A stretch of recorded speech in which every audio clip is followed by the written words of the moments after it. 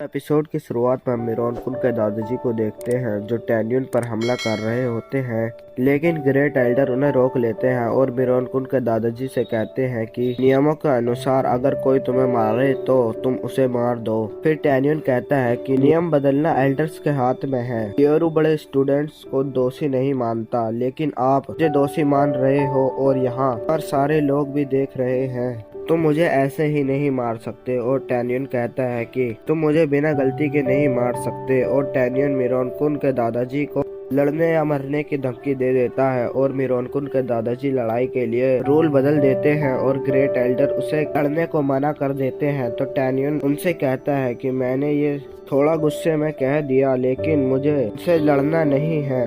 और ये कहकर टैन्यून हंसता है और पीछे मिरोनकुन के दादाजी उनसे कहते हैं कि उसने चैलेंज दे दिया है और बाकी एल्डर्स ने सुन लिया है और रूल के अनुसार उसे मुझसे लड़ना ही होगा। अगर वो पीछे हट गया तो ये रूल नहीं बचेगा।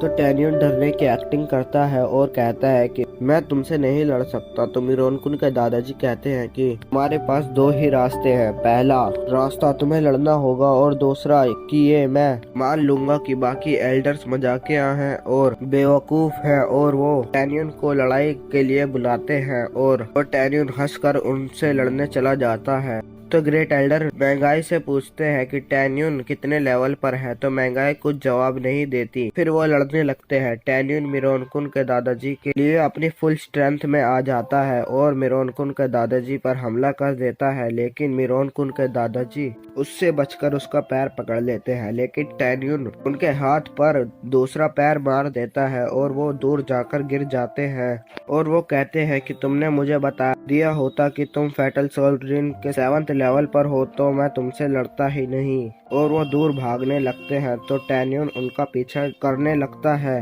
उसे देखकर मिरोनकुन के दादाजी उस पर हमला कर देते हैं और उसे पकड़ लेते हैं और उस पर ऊपर से अपनी स्वॉर्ड से मारने के लिए आगे बढ़ते हैं, लेकिन टैन्यून उन्हें पैरालाइज कर देता है और वो नीचे गिरने लगते हैं। और टैन्यून उन्हें ऊपर से नीचे पटक देता है और पीछे खड़े लोग टैन्यून के पास आते हैं और वहीं पर एपिसोड खत्म हो जाता है।